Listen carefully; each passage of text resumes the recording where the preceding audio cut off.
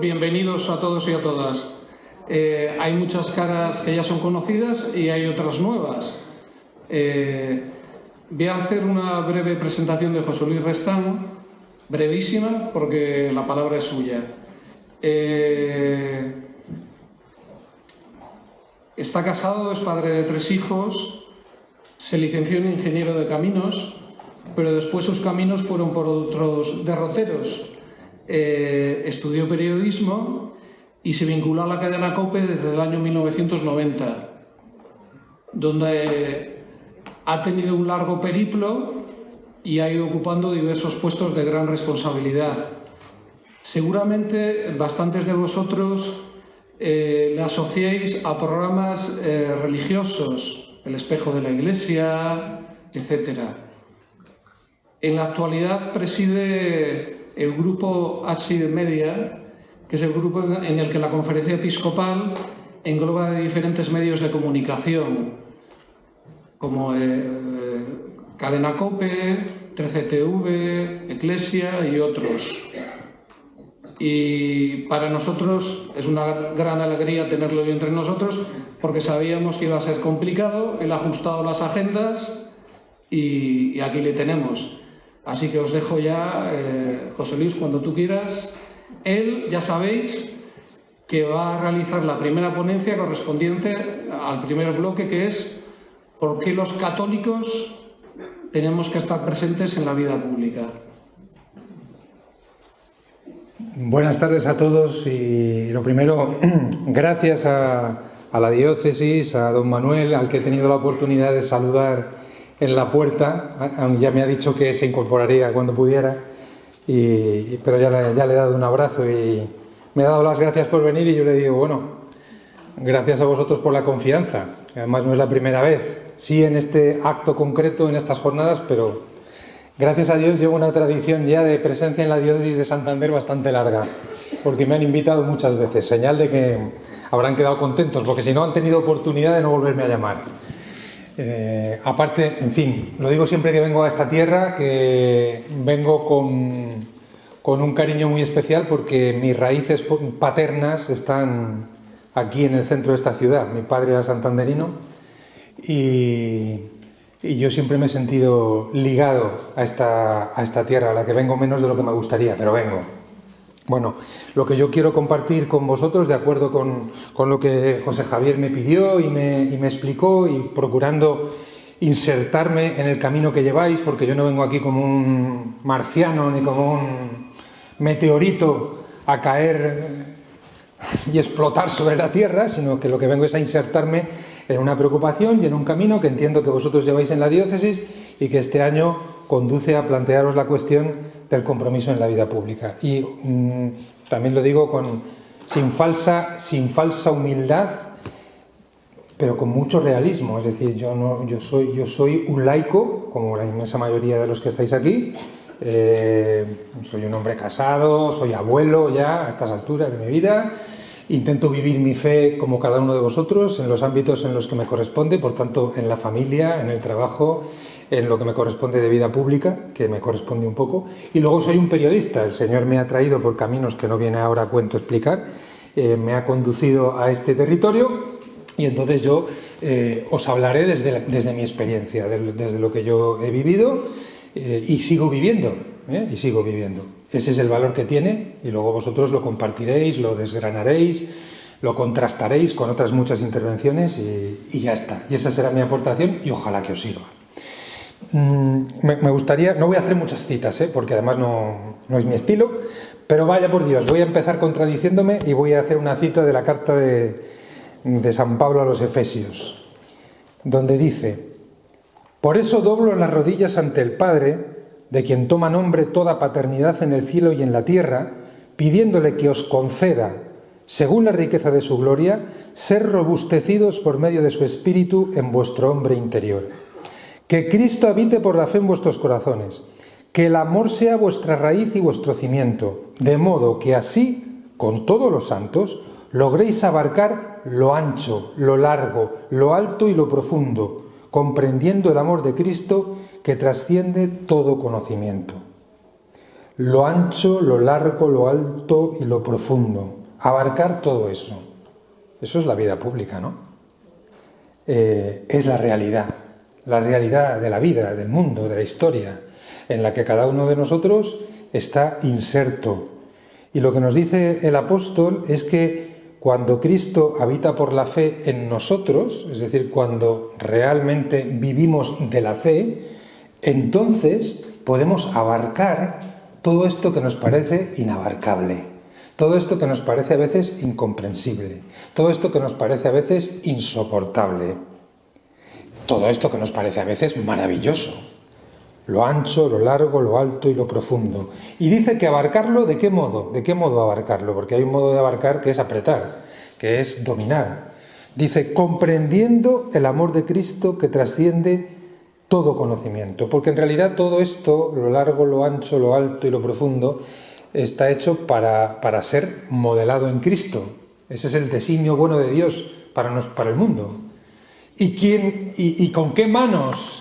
¿Y con qué ojos y con qué corazón quiere obrar Cristo esto en la historia de los hombres? Pues con las de las pobres manos, los pobres ojos, habría que decir a veces los torpes ojos, y los débiles corazones de quienes por la fe hemos decidido seguirle. Es así, es así. Estoy abriendo una primera parte de mi intervención, tendrá dos partes, una que son más bien los fundamentos de por qué comprometernos en la vida pública y una segunda que serán unas notas para una presencia de los católicos en la vida pública hoy, tal como está el patio. Entonces, me parecía que empezar con esta cita de San Pablo a los Efesios es el mejor fundamento que yo puedo dar para entender la magnitud de lo que se trata y al mismo tiempo darnos cuenta también de que no es algo que nosotros vamos a realizar con nuestras fuerzas, sino que justamente si el Señor habita por la fe en nuestros corazones, nosotros haremos cosas grandes también en la vida pública. La fe cristiana es personal, pero tiene una forma... No, pero es que es un adversativo un poco peligroso, ¿no? Porque parece que contradice lo anterior. La fe cristiana es personal, es lo más personal del mundo. Tan personal, que nadie nos puede sustituir en el hecho de la fe. Nadie puede creer por nosotros. De hecho, cuando en la liturgia está esta fórmula del credo en la que es creéis y pregunta en plural, pero nosotros respondemos en singular. Sí, creo, sí, quiero, sí. O sea, porque nadie te puede sustituir. Entonces, la fe es personal e intransferible. Esto es cierto. La fe es personal. Ahora bien, que sea personal no significa que sea individualista. La fe es al mismo tiempo tiene una forma comunitaria.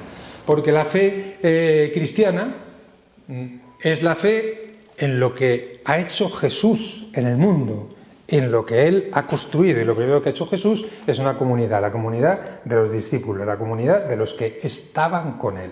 Esto es lo primero que hizo Jesús, incluso antes de explicarles muchas cosas, es ponerlos juntos.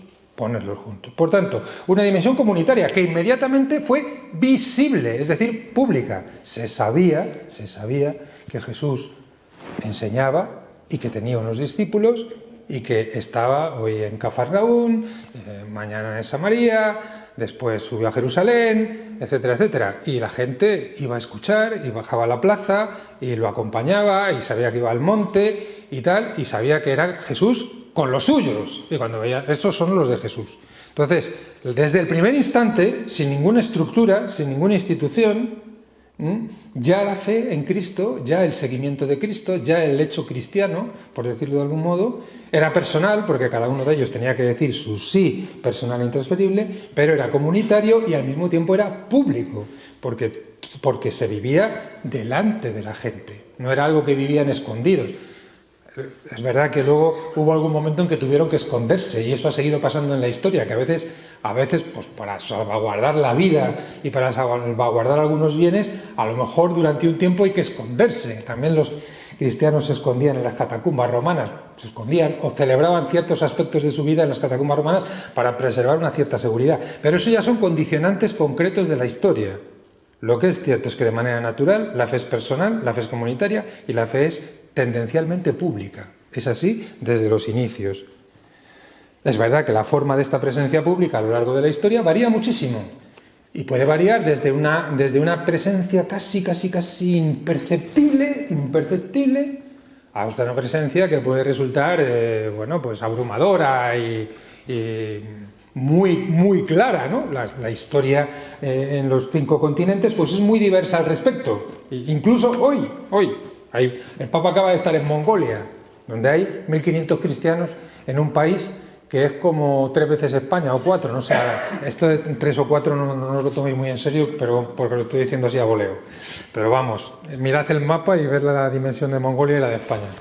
Entonces, quiere decir que, bueno, la presencia pública, pues, evidentemente, en un país donde los cristianos son 1.500, no puede ser como en un país donde son 30 millones, es claro, y donde además tiene una tradición de 50 años en su última etapa actual, o en un país que lleva 20 siglos generando obras, instituciones, realidades, etc.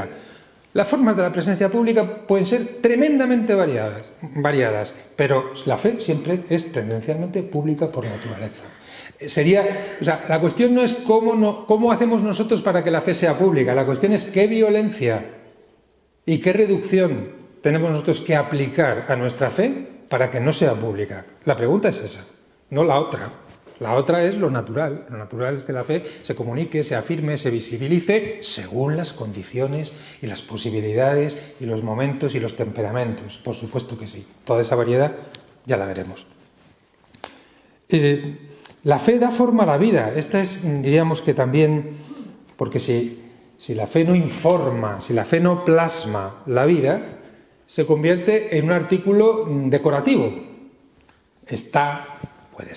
Puede ser incluso una cosa, en cierto modo, venerada, como algún jarrón chino que podemos tener en casa, que es muy venerado y tenemos mucho cuidado que no se rompa, o porque era el jarrón de la abuela o lo que sea, pero que no toca nuestra vida para nada, no la roza. Es decir, que nosotros viviríamos exactamente igual si estuviera el jarrón que si no estuviera. Si la fe no da forma a la vida, la fe se vuelve irrelevante. Pero no irrelevante para el mundo. En primer lugar, se vuelve irrelevante para cada uno de nosotros. Y fácilmente, y más hoy, donde lógicamente la corriente cultural, etcétera, no se dirige en esa dirección, fácilmente es abandonada o bien de una manera indolora o bien de manera dramática y con una rebeldía. Eso está claro. Lo que yo observo es que sin la fe, y esto es una experiencia de un cristiano que muchas veces ha visto cómo la fe no daba forma a su propia vida, y hablo de mí, que cada uno diga lo que tenga que decir. Y es que sin la fe la vida se desfonda, se desinfla, pierde densidad, pierde gusto, pierde inteligencia, pierde libertad. La vida, podríamos decir, me gusta decirlo de esta manera, esto es como lo de la gente que dice un colega mío en la COPE. La vida, es decir, la vida real, está en la trama de nuestras relaciones. No está en nuestros pensamientos, no está en lo que nosotros podemos imaginar. Está en el trabajo, está en la familia, está en el reposo, está en nuestros compromisos ciudadanos. Y la fe está llamada a dar forma a todo eso, pero no porque sea como una obligación añadida. Tú te haces cristiano, ahora lo escuchábamos en la oración de inicio, ¿no?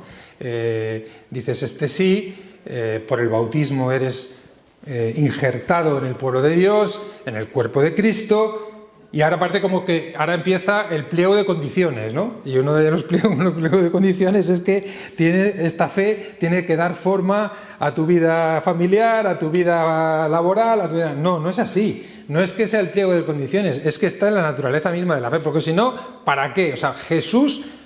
¿Por qué es interesante? ¿Por qué era interesante? Porque tocaba las necesidades, la pasión, la esperanza, el gusto, la rabia también de los que le escuchaban, porque su palabra venía a aclarar todo eso, a iluminar todo eso, a purificar todo eso. Entonces, si la fe no es así, si la fe no realiza esta función, digamos, de dar forma a la vida real, pues nosotros podemos en nuestros pensamientos y en nuestra interioridad pensar que somos muy devotos y pensar que somos muy creyentes, pero es una devoción y una creencia que no toca nuestra vida. No es como el escultor que le da forma, y le da forma a veces golpeando, ¿no? A veces moldeando la materia de la propia vida. La fe está llamada por naturaleza a esto. El horizonte último de toda presencia cristiana es la misión. ¿Por qué?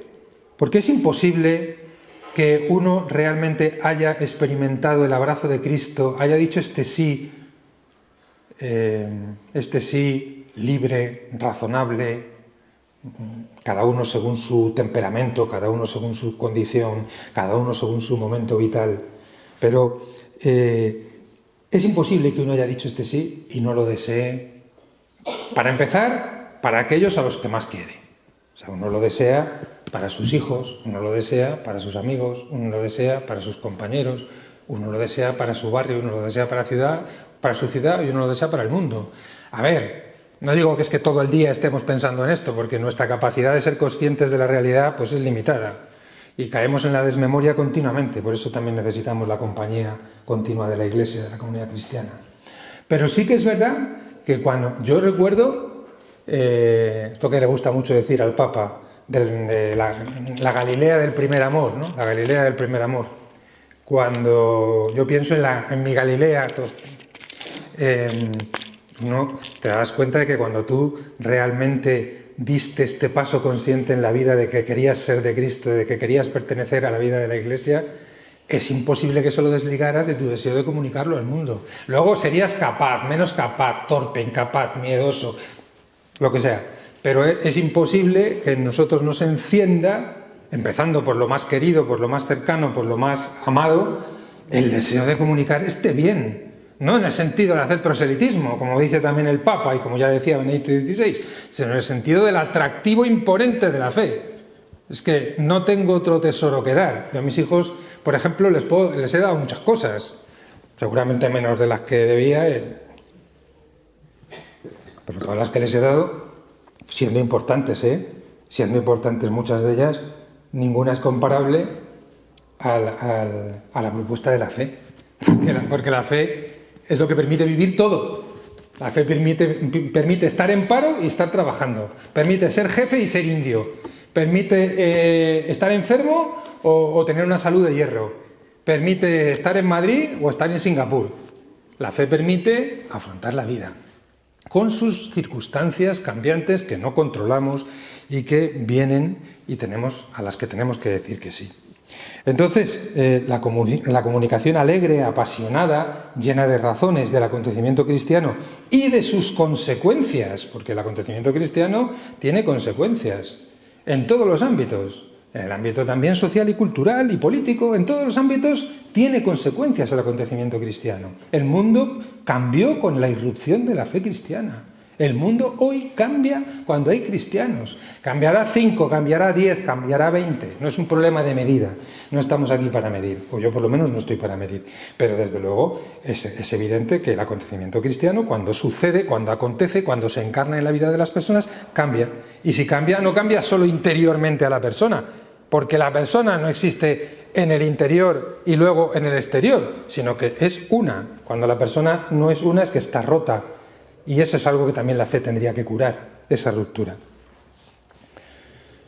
La primera cuestión a la hora de pensar, entre comillas, y en cierto modo hoy también vamos a pensar un poquito en el compromiso de los cristianos en la vida pública, para mí la primera premisa es no dar por supuesto la fe. Porque a veces tengo la sensación de que nos preocupamos mucho sobre cómo organizarnos, cómo tener un plan de nuestras fortalezas y debilidades, eso que en las empresas llamamos un DAFO.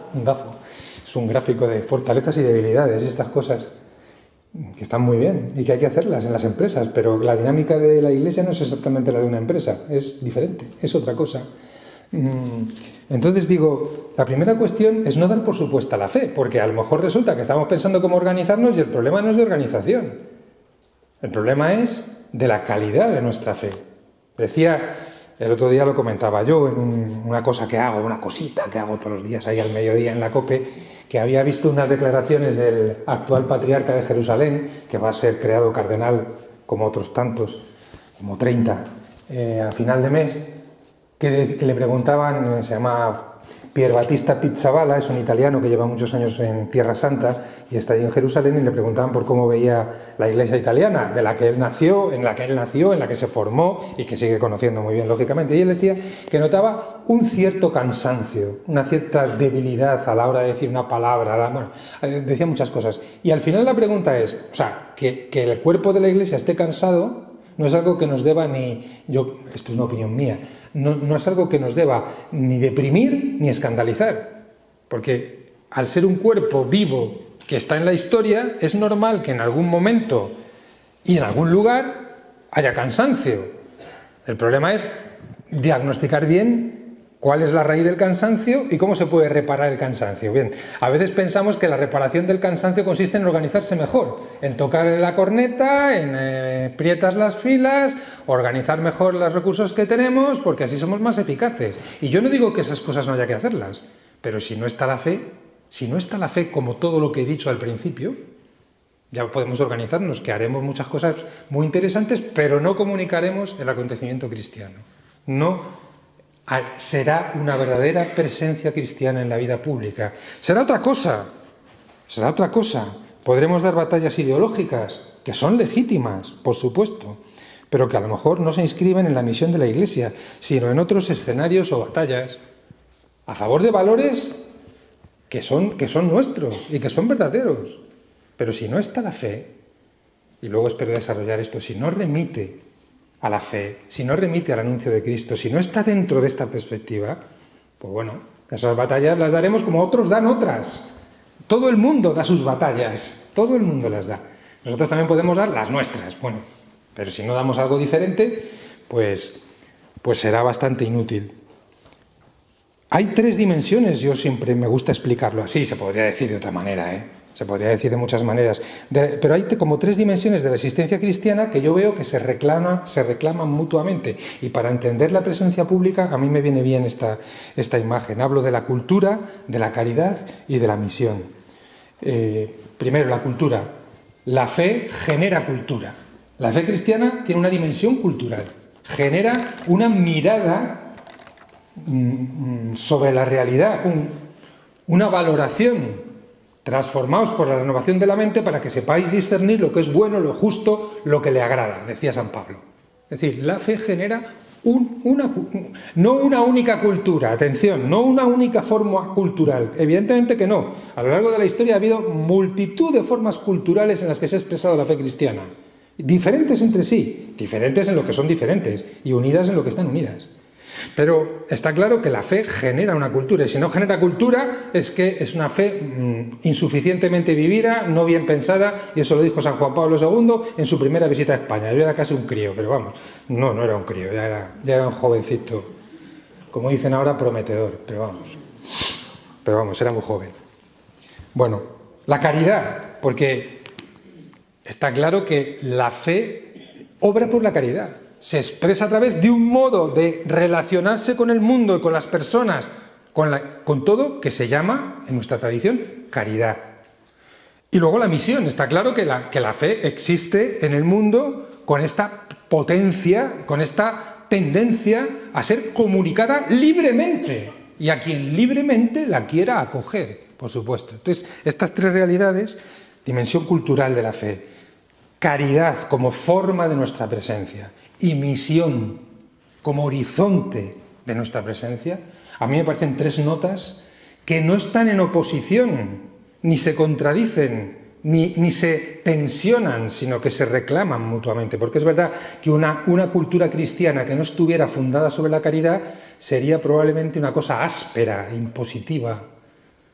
Una caridad que no estuviera al mismo tiempo plasmada y entendida dentro de una cultura cristiana puede convertirse fácilmente en buenismo, simplemente en buena intención, que se agota. Y una misión que no tuviese estos contenidos, que no tuviese estas dimensiones, no sería la misión cristiana. Bueno, entonces, estas 3 cosas yo creo que a la hora de vivir el compromiso público, pues son necesarias. Y saludamos a don Manuel, que ya está con nosotros como había prometido y ha cumplido. Gracias, don Manuel. El Papa advierte con frecuencia de que la fe no se reduzca a ideología. Cuidado, ideología de izquierda o de derecha. Me da igual a ideología. A ideología conservadora o progresista. A esquema ideológico. Porque no se trata primordialmente, dice él, de conquistar espacios. Por tanto, la presencia en la vida pública no consiste en conquistar espacios para que podamos decir que hemos puesto no una, sino 10 picas en Flandes, como se decía antes, sino realmente en hacer presente la belleza, la novedad de la vida cristiana. Y eso, cuando sucede, tiene consecuencias, por supuesto, también en el ámbito sociopolítico, económico, etcétera, etcétera. Pero es importante que la fe no se reduzca a ideología. Después de este marco conceptual, podríamos decir, de lo que es el compromiso del cristiano en la vida pública, voy a compartir con vosotros brevemente, o voy a intentar que sea brevemente, unas notas para la presencia de los católicos en la vida pública, tal como yo la veo en este momento histórico concreto. O sea, lo que voy a decir ahora es mucho más contingente que lo anterior. Está mucho más pegado pues, a condicionantes que tienen que ver con el momento que nos toca vivir. Es, por tanto, bueno, lo anterior también en muchas cosas opinable, podría dar lugar a muchas discusiones. Fenomenal. Yo estoy aquí para comunicaros lo que yo veo, y para que vosotros os miráis con eso. No para que lo tengáis que repetir ni dar como un dogma de fe, por supuesto, vamos. Lo primero, esa presencia en la vida pública tiene que tener una raíz y un horizonte eclesial. Y esto significa que la presencia de cualquiera de nosotros en la vida pública, volvemos a lo de antes, es personal. Yo, por ejemplo, yo cuando escribo, cuando hablo en la radio, no hablo, hablo yo. No puedo decir, no, es que la culpa es de la Iglesia que me ha mandado. No, lo que yo digo, lo digo yo. Pero la cuestión es si la raíz de lo que yo digo y el horizonte de lo que yo digo realmente tiene que ver con la vida de la Iglesia. Y para eso es imprescindible que todos aquellos que nos impliquemos en la vida pública, desde lo mínimo, implicarse en la vida pública, esto también lo añado, no es ser político, ni ser periodista, ni ser empresario. Eso puede ser una forma concreta de implicarse en la vida pública. Es ser una mamá que está con los niños en el parque a la salida del cole con otras mamás. Eso es lo que hace mi mujer ahora como abuela, ¿no? Entonces va al parque con todas las señoras que recogen mi mujer recoge a su nieto y está allí con las señoras que tienen 20 años menos que ella, o 30, y que recogen a sus hijos. Entonces, bueno, pues eso es estar en la vida pública. Estar hablando allí, estar intercambiando el modo en que estar con los niños, cómo educas, qué dices, evidentemente. Esto no hay ninguna regla ni ninguna forma establecida. Pero cuando digo vida pública es que a veces enseguida pensamos, no sé, eso, en el director de una empresa o en un señor que está en los debates en la tele o en un político. Y eso son formas de vida pública, pero esas son las menos. Esas son las menos. La inmensa mayoría de la vida pública significa cosas como este ejemplo que acabo de poner de estar en el parque con los niños. Y eso es estar en la vida pública. Eso es estar Bueno, entonces lo que yo digo es, toda esta forma de nuestra presencia en la vida pública necesita un acompañamiento comunitario y una responsabilidad personal. Las dos no se sustituyen la una a la otra. Es evidente que cada uno tiene que jugar su responsabilidad personal allí donde le toca y en lo que le toca. Nadie te va a sustituir, nadie habla por mí en la radio. Si no estoy yo, habla otro, pero no habla por mí. Nadie está con tus hijos por ti, nadie toma iniciativas de riesgo empresarial, por ejemplo, para crear trabajo por ti. O sea, es tu responsabilidad personal, pero necesitas un acompañamiento comunitario. No eres un tío, no eres un aventurero que se ha marcado una hoja de ruta por su cuenta y que se ha lanzado a la selva. Eso no es lo propio de la misión cristiana, no es lo propio de la misión en la Iglesia. Todo el que está llevando a cabo esta presencia lo hace teniendo en el corazón, en la mirada, en las espaldas, como suelo, la vida de la Iglesia. Y eso se tiene que traducir en lo concreto.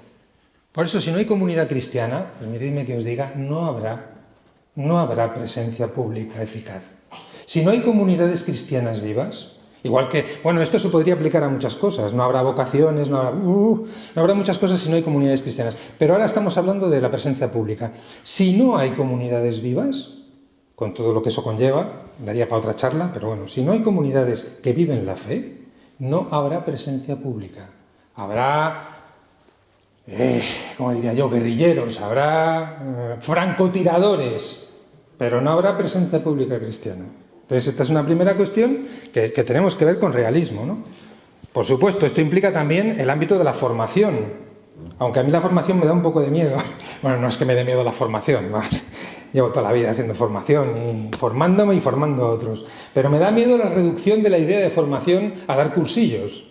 Y la formación no es solo dar cursillos, los cursillos pueden ser una herramienta útil para la formación, pero la formación tiene que ver con la vida entera, con el modo en que vive la comunidad. Por ejemplo, yo decía antes la importancia de la doctrina social de la Iglesia, que es una asignatura no pendiente, es una asignatura que ha quedado en el olvido. Pero no es cuestión de simplemente queremos un cursillo de doctrina social de la Iglesia en la parroquia, puede ser una idea buena, dependiendo de cómo sea la parroquia, de la situación, eso lo tendréis que ver en cada sitio, ¿no? Pero que no es solo eso, es como en todo lo que hacemos, lo que es la dimensión social de la fe, la doctrina social cristiana, empapa, embebe, da forma a nuestro modo de estar y también de educar, y esto es importante, porque sin esto, igual que digo de la doctrina social de la Iglesia, digo de la historia de la Iglesia. La historia es maestra de la vida, es un tópico que repetimos y como todos los tópicos suelen ser verdad, pero terminan vaciándose de contenido a base de repetirlos de manera tonta. Entonces, bueno, la historia es maestra de la vida. Podemos decirlo de otra manera, sin memoria no vivimos una fe verdadera. Y la memoria implica también una conciencia del pasado. Y, por ejemplo, en todo este tema de la presencia pública, la historia nos muestra muchísimas cosas. De grandes creaciones, de grandes éxitos, de cosas que han sido útiles, fecundas, y también de grandes tortazos y de grandes equivocaciones que hemos cometido a lo largo de la historia, porque así es. Y no pasa nada, no hay que preocuparse, lo que hay que hacer es aprender, eso sí. Luego, segundo, por tanto, una presencia de raíz y con horizonte eclesial, para mí, vital. Segundo, esta presencia hay que hacerla dentro de la ciudad común, por inhóspita que sea. Y aquí afrontamos un tema muy de nuestra época y que yo lo comprendo. Para muchos católicos, nuestro mundo de hoy, hablo en la perspectiva de un país como el nuestro, de una ciudad como Santander, no sé, tendrá sus matices con respecto a Madrid, desde luego, pero vamos, a ver, en el fondo, parecidito, parecidito. Se ha vuelto una ciudad un poco inhóspita para nosotros. ¿Por qué? Pues porque los grandes valores cristianos son maltratados, son despreciados, a veces son objeto de irrisión o de burla, porque no son protegidos, porque vemos que las leyes no reflejan la verdad del hombre que la fe nos ha ayudado a comprender. Por mil cosas. Y esto es así. Y entonces la ciudad común, o sea, no nuestra casita, no nuestra parroquia, no el sitio donde nos reunimos con los 8 matrimonios que piensan como nosotros y que eso es estupendo, que eso es estupendo y hay que hacerlo y yo también lo hago. Pero la presencia pública hay que hacer en la ciudad común, que es la ciudad, es Babilonia de los gentiles, Babilonia de los gentiles en Madrid, vamos, una imagen perfecta, o Nueva York, Babilonia de los gentiles. Es decir, y allí, en esa Babilonia es donde nosotros tenemos que estar. Además, sin ningún tipo de complejo y sin ningún tipo de pretensión. Las dos cosas. Sin complejo, ni tampoco ninguna pretensión de imposición o de conquista o de tal. Primero, porque sería ridículo. Y segundo, porque no es propio de la verdadera experiencia de la fe. Entonces, tenemos que estar dispuestos. En nuestro campo es el mundo, dice el Evangelio de San Mateo. Nuestro campo es el mundo. Así que no establezcamos ciudadelas protegidas, donde el barrio protegido, el barrio cristiano. Hay países por ahí, por ejemplo, en algunos países musulmanes y tal, que existe en algunas ciudades el barrio cristiano. Se entiende por la historia, se entiende por una serie de situaciones, pero no es el ideal. No es nuestro ideal construir aquí en Santander el barrio cristiano, ¿verdad? Sino que los cristianos, como dice la carta de Diogneto, vivimos en los mismos barrios que los demás. Vivimos en los barrios de los demás, compramos en los mismos mercados, vamos a los mismos cines, paseamos por la misma calle y vamos a la misma playa. Nueva playa tenéis, por cierto. Que yo lo veía hoy, me entraban ganas de irme a la playa en vez de venir aquí, pero bueno, he superado la tentación. Bueno, es que tenemos que vivir en la ciudad como es. Y además, a lo mejor, si estamos en la ciudad con todo lo inhóspita que puede ser, también descubriremos que al final no somos tan diferentes de los demás hombres y mujeres. Es más, somos iguales. Bueno, menos en una cosa, que nosotros hemos tenido la gran dicha de tener el encuentro con Jesucristo y de haberle dicho que sí. Eso sí que nos da un punto de novedad y de distinción. Pero en lo demás somos exactamente igual que los demás. Y los demás tienen los mismos problemas, las mismas esperanzas, las mismas contradicciones, las mismas angustias, las mismas búsquedas. Y entonces nosotros tenemos algo que decirles, tenemos algo que mostrarles, tenemos un camino que compartir con ellos. Como decía el Papa cuando hablaba con este director del periódico italiano La Repubblica, el periódico más laicista y anticlerical que hay en Italia, y que ya se murió. No el periódico no se muere, no hay manera. El director se murió. Y Francisco decía en una carta célebre, después de varias entrevistas que tuvieron y que él lo transcribió, por cierto, que hizo alguna cosa no muy bonita con las cosas que había dicho el Papa, pero el Papa decía: yo quiero recorrer contigo un tramo del camino de la vida. Nosotros queremos recorrer con nuestros hermanos los hombres un tramo del camino de la vida, diciendo lo que somos, diciendo lo que vemos, compartiendo, invitando. Eso es evangelizar, ¿eh? Eso es hacer presencia. Pero lo tenemos que hacer no en lugares ya protegidos, no en ecosistemas cerrados. Antes del concilio decía un gran teólogo suizo, Urs von Balthasar, una obra que pasará a la historia, que decía: abatid los bastiones. No levantemos, lo ha dicho el Papa ahora en Portugal, en la JMJ, en Lisboa. No levantemos bastiones, no cerremos puertas. Nosotros, ahora, eso no significa ser tonto, eso no significa confundirse con el ambiente, eso no significa camuflarse, eso no significa relativismo, eso no significa todas las cosas que queráis. Significa que tenemos que estar como estaba Jesús en medio de la plaza, como estaban los cristianos en medio de la plaza en Roma, como estaba Pablo en Atenas, cuando hizo el famoso discurso en el Areópago, en medio de la ciudad pagana, y allí hablaba y decía, a veces le escuchaban, a veces se reían, a veces le tiraban piedras, a veces se hacían cristianos. Es que es así, funciona así. Tiene que ver con la libertad, tiene que ver con la historia, tiene que ver... El cristianismo funciona así. Y tenemos que asumir el riesgo de que esto pues sea así. Bueno, tercer paso, que ya estoy incumpliendo mis propias promesas. Hay que tener conciencia de las coordenadas culturales de este momento histórico que el Papa califica como cambio de época. Es decir, no hace falta que seáis filósofos ni sociólogos, ni que tengáis un máster en Harvard, ni nada por el estilo. No os vayáis a preocupar. No digo eso. Digo que hay que tener una cierta inteligencia de en qué momento vivimos. Porque si tú miras la realidad de hoy y piensas que es como la de hace 50 años, te estás equivocando. Y el problema de que te equivoques no es que te vayan a poner mala nota como en un examen. El problema es que al equivocarte, el modo en el que tú intentas, por ejemplo, hacer presencia pública, es un modo inadecuado, o puede serlo. Siempre, esto no es nuevo de ahora, siempre en la historia los hombres y mujeres de iglesia han tenido que tomar conciencia del momento que les tocaba vivir. Y en el siglo XII no era como en el siglo V. Y en el siglo XVIII, con la Ilustración, no era como en el siglo XVI. Y en el siglo XXI, llamadlo como queráis, el possecularismo, la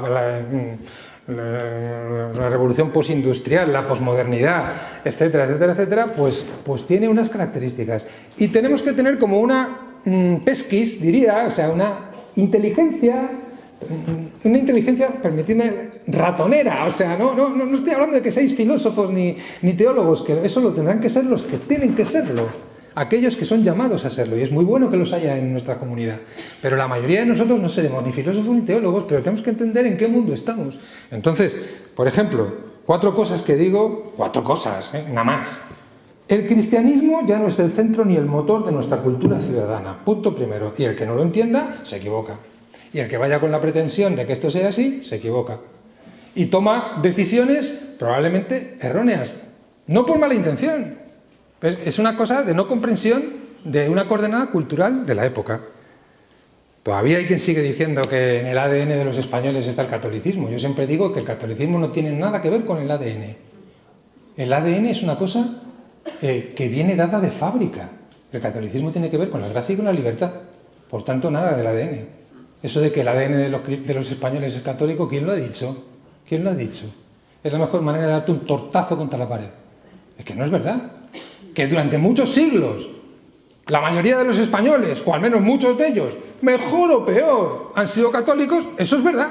Porque en el momento actual no lo son, también es verdad. Por tanto, no hay cuestión de ADN, es cuestión de otros factores. Entonces, tú tienes que vivir, nosotros tenemos que vivir en este momento histórico, que es como es.